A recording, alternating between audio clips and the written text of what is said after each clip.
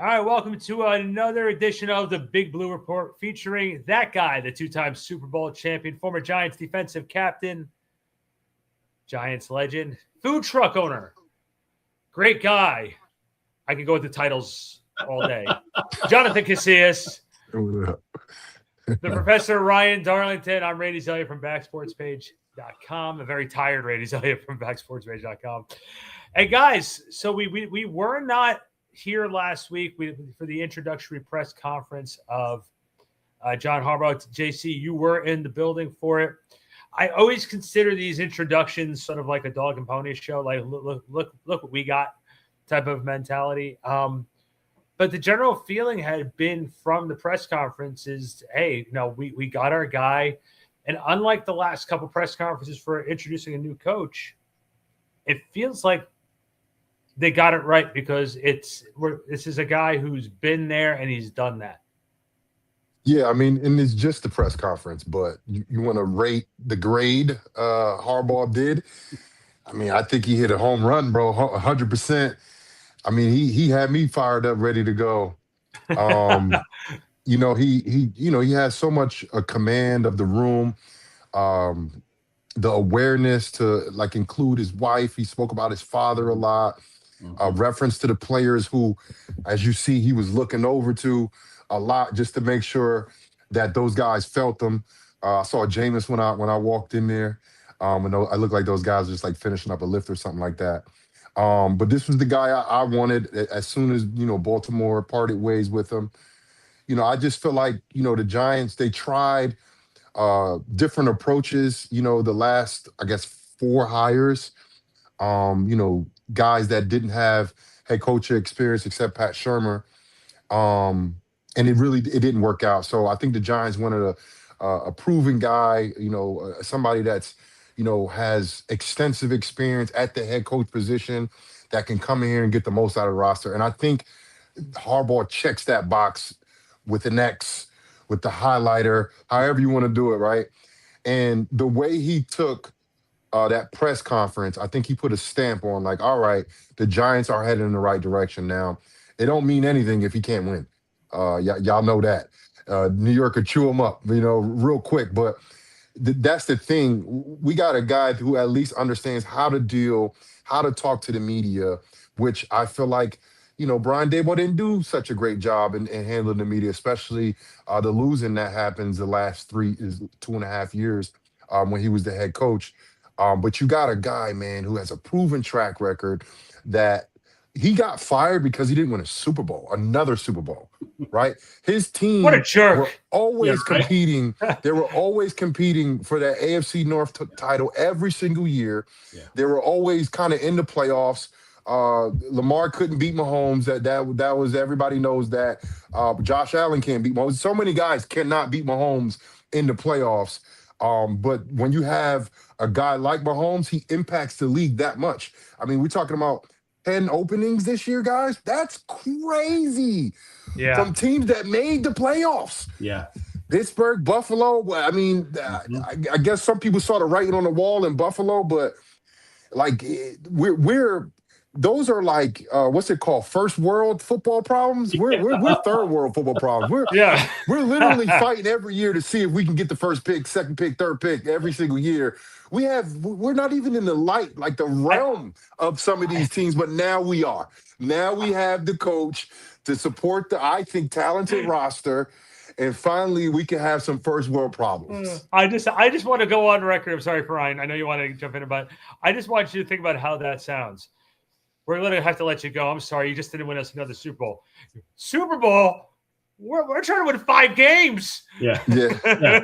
Channeling our inner Jim Mora. Playoffs? I just, in my eyes, guys, you really, really look at the big picture of what's going on with this organization. This team, this organization, last year, whether anyone wants to admit it or not, there were some positive steps. Yes, I know there was a lot of heartbreaking losses. That Denver game still hurts. Sure. That Denver game still. We got to talk about it. Right. But you know what, though? You have to look at where Denver finished. And you have to say the Giants were competing with them. Sure. A team that was competing to go to the Super Bowl was how many minutes away from a Super Bowl, and the Giants were hanging with them. Yeah, you know what I mean. So, oh man, that even hurts even more. That's so funny. That's so funny. Producer Ryan, turning the knife. Yeah. Breaking the hearts as minutes go on, ladies and gentlemen. And Tom's been retired for what, 3 years now? Yes, I've heard he's been retired for 4 years. 4 years. Why? Wow. Wow. But the simple truth of the matter, though, boys, is like it's ticking upwards. It's ticking up. It's the first time in a few years you're able to say, you know what? Okay, we see the direction it's going, and it's good. And by the way, the people who were here who moved on, everyone's in a better position than they were when they were here. Like Dable's back being a offensive coordinator. He took the position with Tennessee. Kafka is with Detroit. Everybody sort of landing on their feet. And I'm really happy for Mike Kafka. I think that's a great spot for sure. Yeah. Yep. And I'm happy we retained Charlie Bullen. I mean, we'll get there. But at the end of the day, when we're talking about John Harbaugh as a coach, right? You mentioned JC when he goes into the press room for that conference, he starts talking to people. Listen, it's called gravitas, right? He owns the room that he's in, and people will pay attention when that man is talking because he's earned the right to be paid attention to, right? He has 18 seasons under his belt, and 3 of them were losing seasons. Right, his win percentage is like a 0.67, something like that. It's ridiculous. It's it's now I'm doing it unconsciously. My kid's got it so ingrained. Love pissing him off with that. But anyway, it's one of those. He is a proven leader, and the guys on the team know that, and they want to play for a proven leader. But listen, folks, let's make no mistake about it. We have, as an organization, entirely given him the keys to the castle. We have given him the keys to the car. It is his show. He will work in conjunction to a certain degree with Joe Shane, but no longer are decisions going to be made at the general manager level and not really be aligned with what the head coach wants. I think it's going to be more along the lines of, hey, the head coach wants this. Do you have any strenuous objections? And let's work those out if you do, right? But this is kind of the way it's going to go. And I think that's why you've seen so many coaches being let go that were fan favorites. Carmen Brasillo is gone. Andre Patterson is gone, right?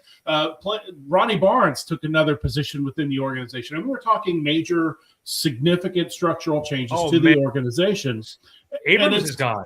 Yeah, Kevin Abrams. Yeah. Abrams is gone. So listen, when I saw that one, I was like, wow. That's huge. Yeah, that's huge with Kevin Abrams being gone. But let me tell you, we brought him in to change the organization. We said so many times on this show that the rot starts at the top, right? And so if there are people in high positions that aren't doing what he wants them to do, that's not going to jive with the plan that he's got in place for the organization that he wants to be a part of, they're going to go. And the ownership needs to be okay with that. And obviously they are, although it was said that Abrams wasn't an ownership decision or was an ownership decision. But anyway, the point is that, we are now in a position where there are exactly 2 coaches that have been retained, right? So it was Bullen was one, and Tim Kelly was the other, right? Who is going to continue working with Jackson Dart. I do like the fact that that Tim Kelly is retained so that there's some degree of familiarity with Jackson Dart as we move forward. But it's going to be a completely different show, guys. We've got now Denard Wilson is the DC. I love that pick, right? Wasn't really a big fan of the last guy we got from fucking Tennessee, but at the end of the day, this guy, it seems like he's got the right kind of. He's like Shane Bowen in reverse, right? Like he's the anti-Shane Bowen, right? He's aggressive, a lot of man coverage. He's blitzing. He's really going to try a lot of stunts. He's going to try a lot of disguising blitzes, disguising coverages. All of the stuff that we wanted to see from this defense is what it seems like Denard Wilson brings to that role. So it's an exciting time. There's so much potential, but it was exactly as Herm said. I don't know if anybody really caught on to this, but it's exactly what Herm said was going to happen is what happened. He's going to talk to the players first. He's going to talk to the players first. And what did he do exactly? Like right after that press conference, he started talking to players. And apparently he actually talked to him right before, Ryan. Right before. And Joe Shane went up there. He was actually talking to the players at the time. So he got his priorities straight. Yeah, he knows exactly what he's doing. On the other end, did you guys actually watch Joe Shane? Yeah, he looked so uncomfortable. Now, the thing is, Ryan, I feel like we've all been there at one point in our lives, right? It happened sometime in like elementary school or middle school where you had to like read in front of your class. you just struggled up there. Yeah. And it's like, man, like he's such a great speaker, but like something about, some crowds every now and again, he looked like a nervous 12-year-old reading in front of his whole school. You know what I mean? And I don't think it was nothing more than, the moment was big. I don't think he was thinking anything negative or thinking like, oh, I can't mess this up. I don't think he was thinking that. I think he was just like a kid that went out there and was all happy and positive and had all the energy. And then they got out there and was like, whoa, that's John and Chris and Steve Tish. Like, everybody's right in front of me. Like, and then I don't know, but he got bailed out by John, man. John referenced Joe Shane a lot, called him a football guy. So from what it sounds like, he respects him, which is fantastic. Because you never know when the paths collide and how the first impression goes when you meet someone. But it sounds like those guys hit it off. They're talking ball. I love the all about football stuff. Yeah. When he said we want guys that love football, and if these guys don't love football, he looked right at Joe and said, Joe, they could just play for another team. Nothing against them, but we don't want those type of guys. And for me, I was sitting right next to Howard. I said, Howard, what you got? Because I got about a drive, maybe a 3 and out. I could do a 3 and out for John Harbaugh. I could do a 3 and out. We can't go further than that. I got to get up the field. But man, he had me fired up, ready to go. He said all the right things and get back to football, right? Yeah, we got the analytics and we got the offseason, but bro, if you don't love football, man, I mean, I've seen it. I've seen guys, and I don't know how. I've seen guys that were really talented in the NFL and they didn't love ball, which is crazy. I don't even know how that's even possible, but that's the same thing that people are accusing Kayvon Thibodeau of. The people sitting there have accused him in the past of not having the same passion about football that the rest of his teammates have had. And that was a very big topic his rookie season. Yeah. I tell you what, it happens most of the time. You don't realize it or notice it, like unless, the guy's dragging ass or, you know what I mean? Like giving a lack of effort. But sometimes you don't notice it because just like anybody, like that got a regular job, he may not like his job, but he's really good at it. So he gives a good effort. You can't really tell. I think Harbaugh is going to try to like filter those guys out, and if it's Kayvon Thibodeau, if he's that guy, I think Harbaugh is the type of guy that, put these guys in a blender to see if they really care. Like, because if you say you got guys that really love football, then you're going to test that. You're going to test how much they really love football, and I think some tough times are up ahead in terms of what the Giants are facing, probably from a practice standpoint, maybe even from a conditioning standpoint, from fines, right? The fines that I think those things are going to show up a little bit more, probably a little bit more prevalent. Hopefully it's not, available to the media. So it's a very public, but like, these are things when you talk about making a change, doing something to change what the trajectory of this team. Because at the end of the day, guys, the Giants are, the last 3 years, they are one of the worst teams in the NFL. And like, you saw it this year with the stadium. Like, that was disgusting. And you can't even blame the fans. I don't blame the fans for not coming through and showing up and selling their tickets or whatever they're doing. But now, like, you got something to watch. You got a really talented quarterback who the head coach loves. And there was a lot of questions. Remember? Oh, Mendoza and should you entertain trading Dart? And it's like, bro, shut the fuck up, man. This kid, bro, you didn't watch the film? Like, what do you mean? Yeah. Like, what are we talking about? The only knock on the kid was his whole not getting down. That was the only knock. There was really no other knock. The kid's accurate with the football, decisive with the ball in his hands, can run, can create off schedule throws. he shows his confidence and plays well. Like Denver, they were coming back. He scored 2 touchdowns in the fourth quarter against Denver. Sure. You know, Yeah. like this kid can play some good football. You get a guy like John Harbaugh who believes him. You put the nice pieces around him. You know, maybe go bring in another receiver in free agency or through the draft. However they're going to do that, to partner with hopefully Wandale and Neighbors. I don't know about Slate, but you got to get another guy in there to help him, and then maybe bolster up the O-line a little bit. You know what I'm saying? I'm very excited. Like and I feel like the last few years I was excited, but I was trying to keep everything down because of that 40-0 game back in 2023 when the season started. Yeah. And that literally like made me like depressed for like a week. You know what I mean? So A now week? I'm like, A week? It was bad. It was longer for you? It was longer for you. I mean, they kept on I'm not losing, over it so yet. I'm not over it. I'm not over that yet. I don't know what the hell you're talking about. You can feel the energy, you know, and all of the pundits, all of the critics, they're out there. Everybody's, you know, thumbs up, like, oh, Giants did a good job. He's the first hire, guys. He was the first hire. It was the first hire. It wasn't even close. He was the first hire, got it done. He wanted to be in New York. Yep. You know, this is a guy who is historical. He has a historical coaching family, right? His father, his brother, himself.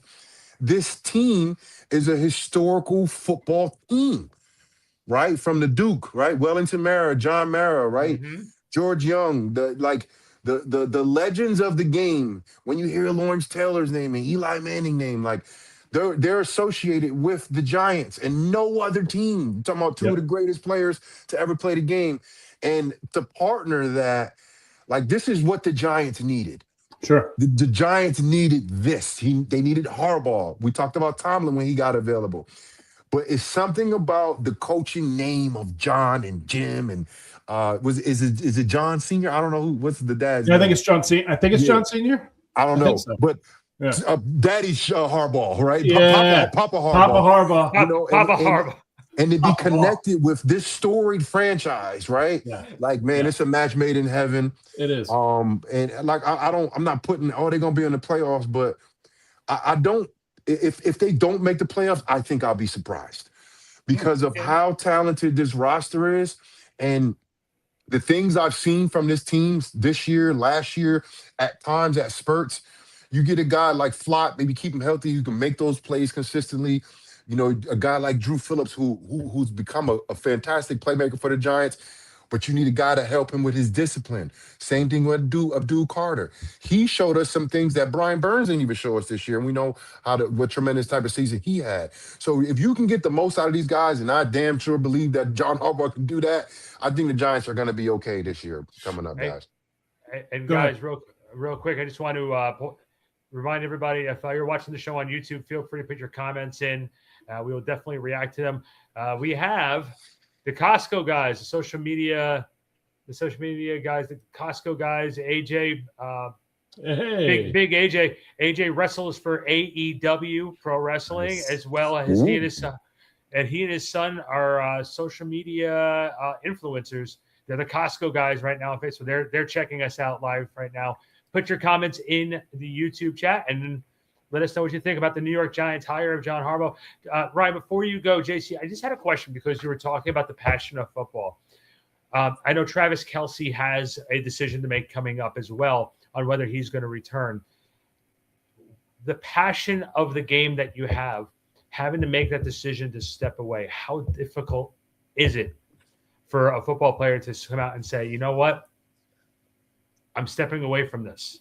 How difficult is that? It's so difficult because you can't come back. You know, once you make that decision, especially a guy like Kelce. How old is Kelce? 34, 33, something like that, right? Something like that. Like when you make that decision at that, like it's over. Like you're not coming back. Like, you know, you have no chance of you know, coming out of retirement and playing. I mean, when I say that, I mean there's other people that did it, but it's so rare when you make that decision because mentally you're out of it. When you say I'm done or you start considering that, like me, I considered retiring after 2017 and I ended up eventually retiring 2017. But like, you know, I feel like once you start thinking that way, like you're kind of out. Like you're kind of out. And not to say you don't have the passion for it anymore. It's a lot, especially with Kelsey, a guy that's been injured, especially lately in his career.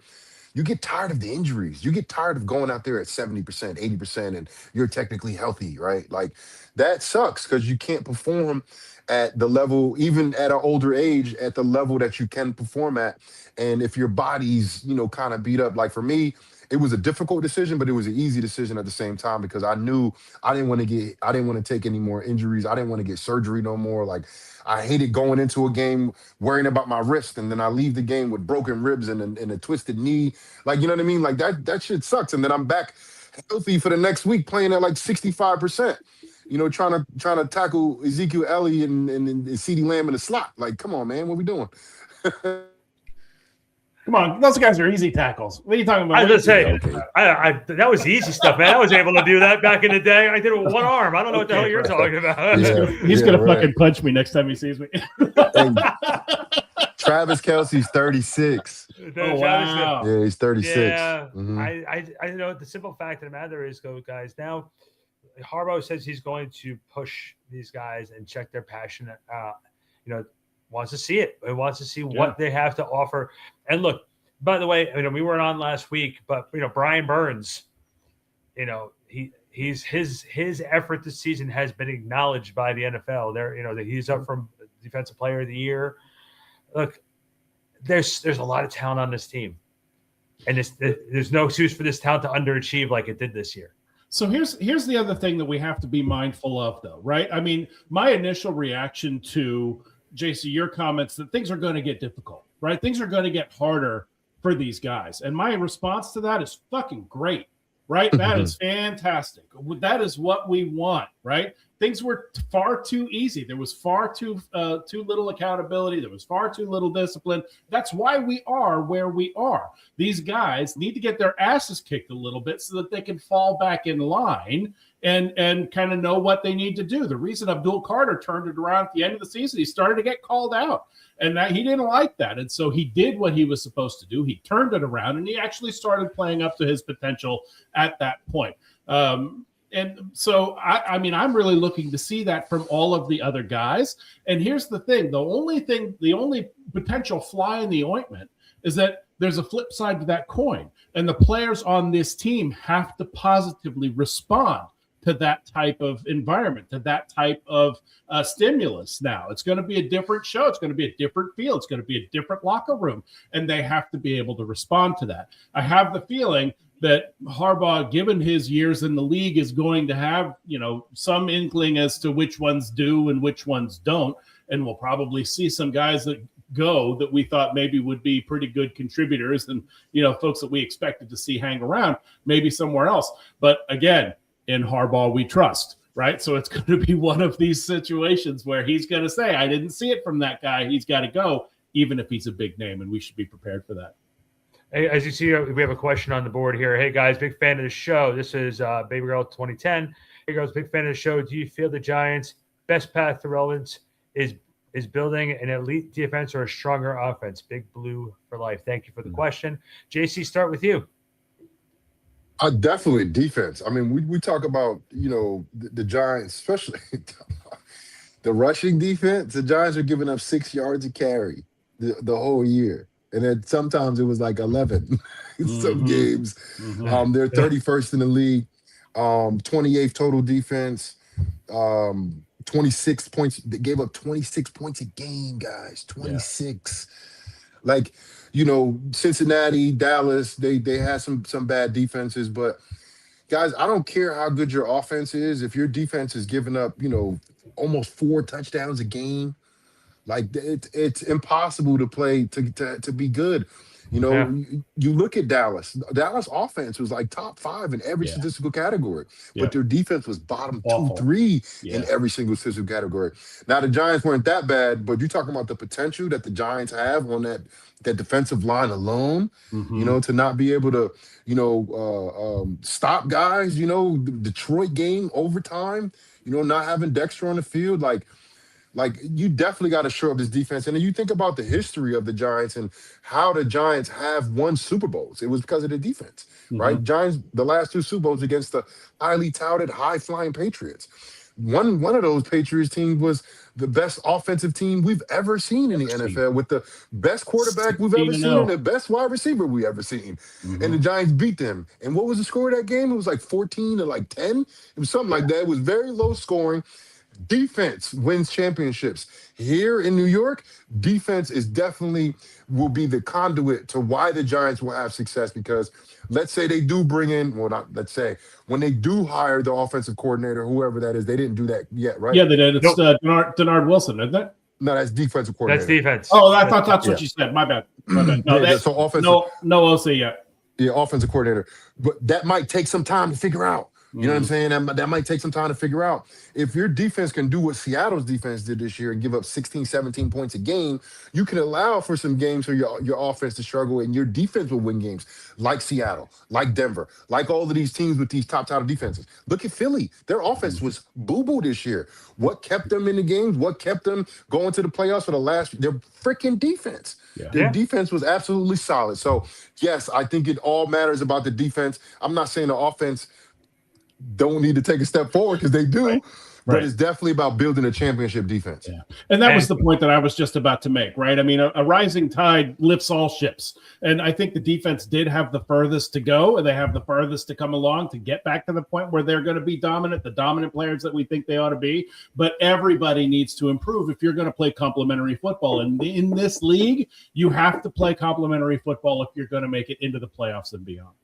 And by the way, speaking of the offensive coordinator, we have another question here. The Giants have requested to interview Davis Webb for their OC. How do we feel about that? That was from Sam. So I'll take this one first. I like it. I like Davis Webb as a coach. Let me clarify what I'm saying here. I don't know that I really want Davis Webb as my offensive coordinator, but I like the fact that they're talking to him about that position, because the other thing that Harbaugh is doing in cycling through all of these other coaches and all of these interviews is that he's taking a look at what they can do, so he knows where to put them in his organization, right? So let's say he interviews Davis Webb for an offensive coordinator position. Davis Webb doesn't maybe get a coordinator position, but Harbaugh now knows that he's a very good coach. Maybe he wants to bring him in as the quarterback's coach. Maybe he wants to bring him in as some other in some other capacity within the organization. And the conduit to that is the interview that he gives him for the offensive coordinator spot. So I like the fact that he's talking to him. I would love to see Davis Webb on this team somewhere. I'm a little hesitant to take a guy that has not had offensive coordinator experience and put him into that spot. Yeah. Right. Yeah. But I love the fact that we're talking to the guy, and I do think he does have some good stuff to offer. Yeah, I'm with you with that, Ryan, because we especially every time I start thinking of a point, I just go back to like certain situations, like that fourth down play with Tyrod Taylor a few years ago, like just terrible situational football, like the worst. And that comes, I feel like, a lack of experience, a lack of, adversity moments that you're in, right? When your freaking balls get tight, you know what I mean? And you got to be able to make a decision. You got to be able to, you know what I'm saying? Make a crucial, bro, what, I don't know if you guys saw the game, the Denver game. It was late, first half, I believe. It was the first half. It was only a few seconds left. Drake May was scrambling to his right? And it was like 4 seconds left. He looked, I can't make it out of bounds. So he slid. He had to stop the clock, but he slid, right? Yep. When he slid, and Coach Vrabel was right there by the referee. Yep. The combination of Drake May, it wasn't like prior to that, like nobody knew how the play was going to work out. But you talk about a quarterback making a fucking smart-ass decision, and Vrabel being right there behind the referee to call that timeout. I mean, they missed the damn field goal. Listen, anybody would have missed that field goal. It's fucking 80 mile an hour winds in that place. Of course, they missed the field goal. But when you want to talk about smart football, dog, that's smart football, bro. Yeah. Why do you think these damn Patriots are in the damn Super Bowl? Because they're playing smart football. Yes, you need to be physical, which they are. They beat the shit out of us. They beat the shit out of the Jets the same way. Y'all saw the Jets game? The same way. It was like 30-6 at halftime, just like the Giants game. This is a team that's a bully team, but they're smart. I feel like that's John Harbaugh. John Harbaugh was like a bully, tough guy, but he's a smart guy. He's a delegator. He won't do something that he don't know. That's why he's bringing in, I feel like, experience, Ryan, at those positions. I don't think he's going to hire, a first-time guy at a very crucial position like the offensive coordinator. Like you said, maybe he bring Davis Webb in as a quarterback coach, see how he handles this second-year quarterback in Jackson Dart, and also your fun guy in Jameis Winston.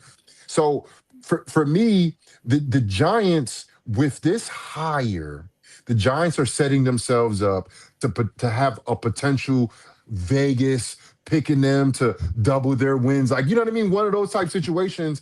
But all that shit doesn't even matter if he don't win the damn games. Like that's what it comes down to. So he has to win. And with my question, I got a question for you guys.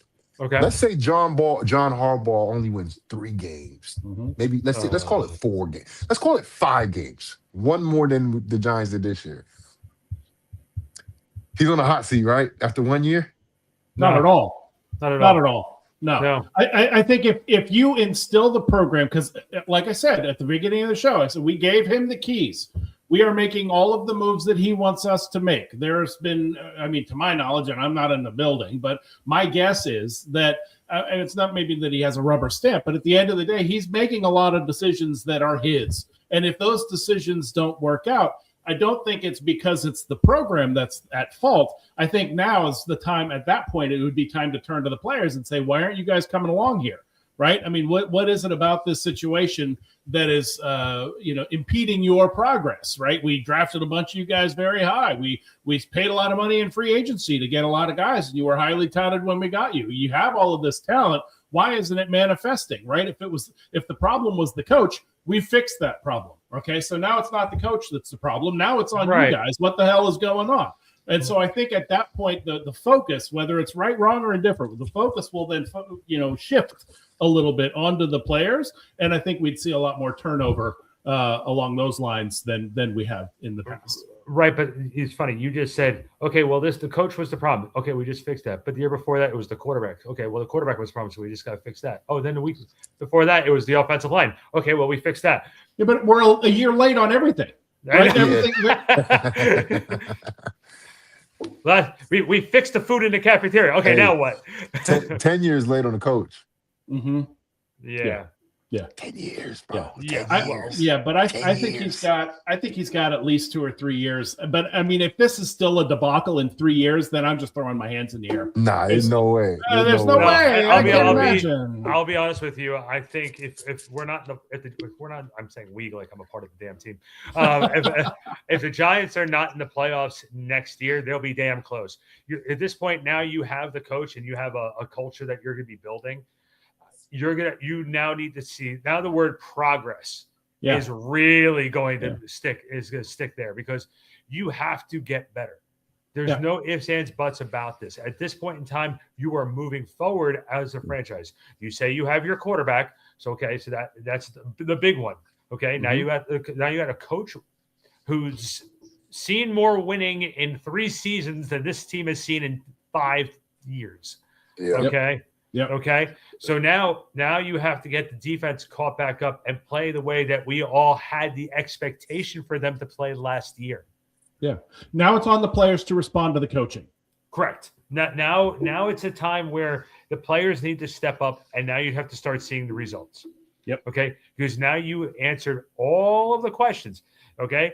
Now, the one thing that I saw last year, and you saw a little bit of a difference, when Andrew Thomas is healthy, sure, that offensive line did a very good job of taking care of Jackson Dart and Jameis Winston and whoever was back there.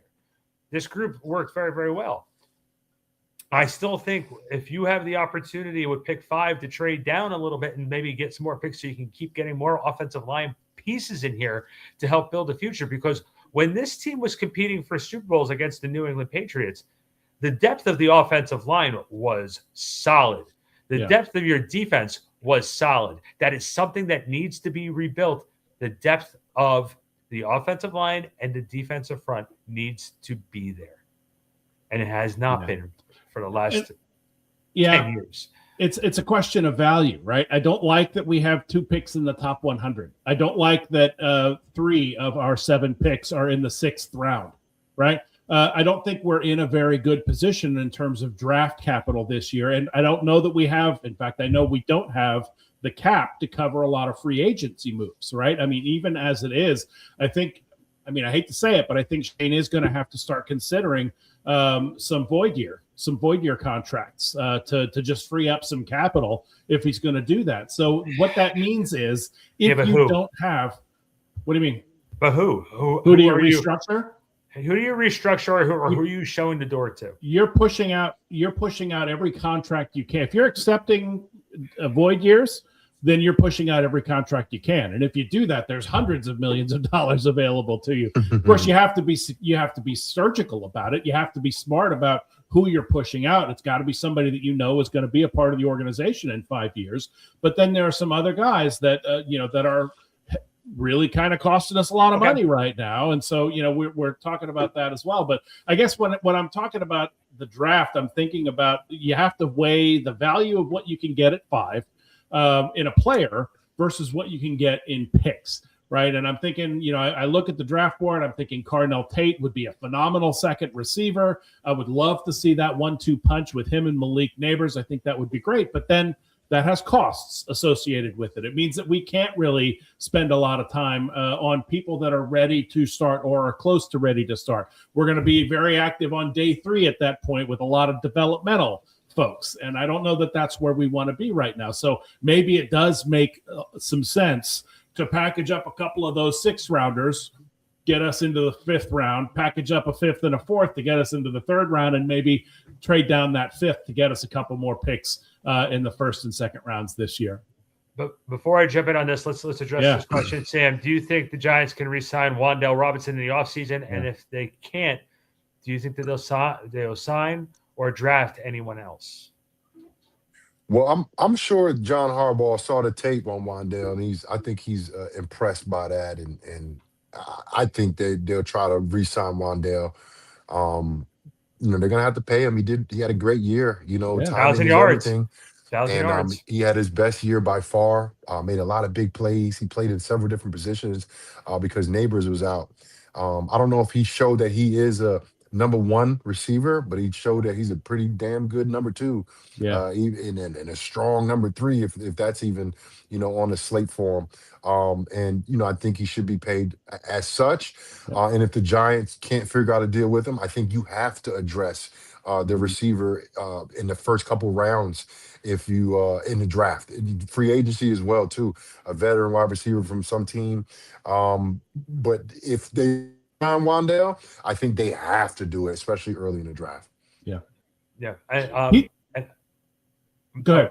No, I was about to say, we were talking before about names of guys you can sort of part ways with or try to restructure. Bobby Okereke's name comes to mind. Darius Slayton is a guy obviously would love to try to restructure because that contract, now you're looking at it, it went from a thank you contract to a burden contract real quick. I'm just going up. So just on that, I have thoughts about Darius Slayton, right? Nobody lived up to their contract last year. Nobody, except for maybe Brian Burns. There's the one guy. There was one guy. All right. One guy on the 53 really, truly lived up to his contract last year. And so I think you can't get rid of Darius Slayton because his cap hit, his dead money hit this year is $15 million.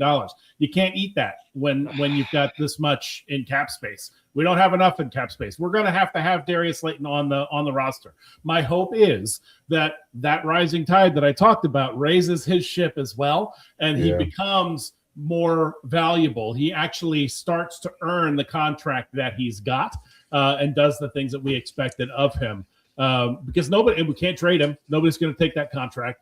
We can't spend $15 million if we cut him, right? So we may be able to restructure the deal, but that has us going into void years, or it has him signing for a longer period of longer term, and I don't know that that's what we want either. Darius Slayton will never live up to his contract. Like, he can't, especially with Neighbors and the possibility of Wandale staying. He's number 3. And you don't pay your number 3 receiver $15 million a year. But we didn't pay him for his production, though, right? We paid him to be the veteran presence and give us production. And I mean, price tag for that. Pay him what you paid him before. He would have took that because ain't nobody else would have paid him. No. I just think the more and more I think about his contract, the more and more it's I'm a like, rough contract. It's a rough contract. Well, and to a point, I understood it at the time because you're like, well, when this contract is up, it's gonna be time to pay Neighbors. I never understood that. You understood it? No, not really. But just trying to put a positive spin on it. We're trying to polish this turd however we can. I'm trying to be like, yeah, of course I understood it. Really? Sure. No. Yeah. I feel like that was the Spaceballs. All of us, 3 of us, looking in the TV screen, looking back and forth. You understood? I mean, I always want guys to get paid. Sure. Like I always want guys to get paid. But like, I just felt like after you made them basically take a pay cut the year prior, and then you give them a deal for, I think, a good number 2 receiver. I think that deal was for a really good, solid number 2 receiver. And then now you give him that, and Wandale, he's going to use that as leverage. Like, bro, like, I'm way better than this guy. At least my numbers say that, the last few years. And you got to give him money. So I've never liked the signing. I like him for the room. But for that much, man, man. Not for the room. Not for that price tag, buddy. Yeah, it was a makeup contract. It was a makeup deal. I got nothing against Slayton. I actually like him a lot as a person. I feel like he underperformed, of course, this year. Sure. With all of the drops that he had, the fumbles, like the timing of those plays, and just not a consistent big play guy, which that's what you signed him for the big play potential that he has. Yep. But the thing was, though, this was also the same guy 2 seasons ago. We all thought wasn't going to make it out of training camp. I remember sitting there when they reworked his deal. It was like a 1-year deal for like $1 or $2 million, and he held out of practice because they didn't think he was going to make it to practice. He was either going to sign a small deal or he was going to get cut. That was 2 years ago, right? I mean, that was 2 years. I remember sitting there at training camp. I was sitting there right there. Didn't he follow that up with 800 yards? I mean, didn't he have a decent season at that point? Yeah, 2022, he had a good year, and that was when he looked at us in the locker room and said, our best season was 2022. We were easier to cover. We had a lot more to say to you guys. And I'm sitting there, I'm like, yeah, you got a lot more to say because you were winning. Yeah, and that's what we hope to get back to, right? Yeah. So maybe the contract will sting a little less if the production increases and we start getting some wins. Because I do think he's a serviceable receiver in this league. I don't know that he's like the best number 2 in this league, right? But at the end of the day, he is a serviceable guy. And if he can get his shit cleaned up a little bit, then, certainly it'll be a lot more worth the contract that he's got. Real quick, you guys, obviously next week, the Super Bowl is here. We have the Seahawks versus the Patriots. And JC, before we do trivia, do you have any Super Bowl memories you'd like to share? Story time with JC, ladies and gentlemen. Any ones that you can actually tell us on the air? The statute of limitations. From what I understand, statute of limitation has worn off. Correct, JC? Yeah, I'll tell y'all a real good story after too, but I'll give you one now. You have to pay for those other stories, ladies and gentlemen. That's the director's cut. That's the Patreon. Yeah. Okay, so here's a good one. So my father's cousin, his name is Chris, right? And after the game, Super Bowl 49, Patriots versus Seahawks in Arizona, the Super Bowl I was a part of, they're doing a rematch, right? So the night of the Super Bowl, we win the game and we're going back to the hotel. And my dumbass, I left because I had booked a table somewhere and I had left like an idiot. But Rick Ross was performing at the hotel, right? Pitbull and Rick Ross, right? So I get a video on social media with Rick Ross performing with my dad's cousin underneath his arm, like that, like that. So I'm like, bro, what? Like, I missed this. Like, what is happening, right? So Lou Garrett Blunt was our running back, and he went up to my cousin Chris. He said, "Hey, man, like." Like, let me know how I could get in contact with Rick Ross. He thought that my dad's cousin was part of Rick Ross's like crew. Yeah. So like all the players was going up to him like, hey man, like, I'm trying to get in contact with Rick, and I'm just like, bro, you so lucky. He had the biggest smile on his face, and I wasn't nowhere to be found. I wasn't even in a hotel. I wasn't even miles close, bro. I was so far. Where were I'll tell you? What I was Jonathan? doing afterwards.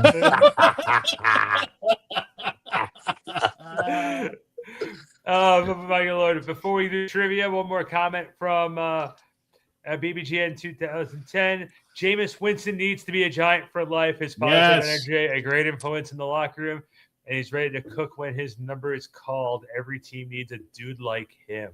Yeah. I agree.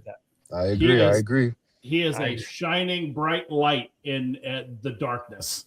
Quite frankly, I would love. I've said it before, man. I would love for that man to be a Giant for the next 30 years in some capacity. He is just a phenomenal guy to have in the building, a phenomenal guy to have in the room, on the sideline with you when you're going through some shitty stuff. He's the one that you want at your side, telling you what's what. He needs to be a part of the organization. My only fear is that he wants to make money, and if he does, he's going to want to go into a broadcasting career because he'd be great at that too. Yeah, absolutely. All right, boys. Love me some Jameis. It is trivia time. Trivia brought to you by NFLshop.com. Wear the gear that the Giants wear. Where? Yes. Wear the gear that the Giants wear. Go to NFLshop.com. Click on the link in the description below. And get your gear now for NFLshop.com. All right, boys, here we go. All right, here we go. Here's our question. Here we go. Where's our question? Which New York Giants player holds the franchise record for the most touchdown receptions in Super Bowl history? Which New York Giants player has the franchise record for touchdowns in a Super Bowl touchdowns? Is it A, Plaxico Burress, B, Hakeem Nicks, C, Mario Manningham, or D, David Tyree? I think I know. You said he has the record for catches in a Super Bowl, like one game? Touchdowns in a Super Bowl. Franchise record for the number of touchdowns in a Super Bowl, right? There's most touchdown receptions in Super Bowl history. So were we talking about the player has been in 3 Super Bowls, not necessarily all on the Giants, but he's got 5 touchdowns in Super Bowls? Well, these guys are all New York Giants. Yeah, but are you talking about they caught the balls while they were Giants in the Super Bowl? They caught the balls while they were Giants in the Super Bowls. Okay. I have my answer. Okay. Who is your answer, Ryan Darlington? All right, my answer is actually going to be Plaxico Burress. That's mine too. I was going to go Plax too. The only other guy that I thought it might be would be Hakeem Nicks, but let's see. The correct answer is Plaxico Burress, who's caught 3 Super Bowl touchdowns. Awesome. Yes, indeed. Hopefully you fans had fun with that and you got your answers in as well. Yes, guys, it's been a pleasure. It's funny, the weeks we thought we were not going to have much to talk about, we had so much more to talk about. Like inevitable. We don't do short shows, guys. Sorry, if you're catching us for the first time, you better buckle up, dudes. Because we don't do short shows. I can't wait for those 3-hour draft shows, guys. That's gonna be cool. As Doc Brown said from Back to the Movies, once you hit 88 miles per hour, you're gonna see some serious shit. All right, so this is the Big Blue Report featuring, again, that guy, the 2-time Super Bowl champion, former Giants defensive captain, Jonathan Casillas, the professor, Ryan Darlington. I'm Randy Zelia from backsportspage.com. And, guys, that's our show. We will see you next week. Follow the show on social media. Thank you, producer Ryan, for taking care of things in the back end. We will see you next week little Super Bowl prep. We're gonna try and get JC. We're gonna try and get JC before he hits the road. Yeah, and help you gonna get another story out of me? Maybe. Listen, Maybe. I still love the Drew Brees, Mm-hmm. the Drew Brees Super Bowl story on how you guys got your rings and you're holding them out the window of the car. Yeah, man. And meanwhile, Drew Brees is just walking. Yeah. That's still one of my favorite ones. All right, we'll see you next week here on the Big Blue Report. See you guys later. Thanks.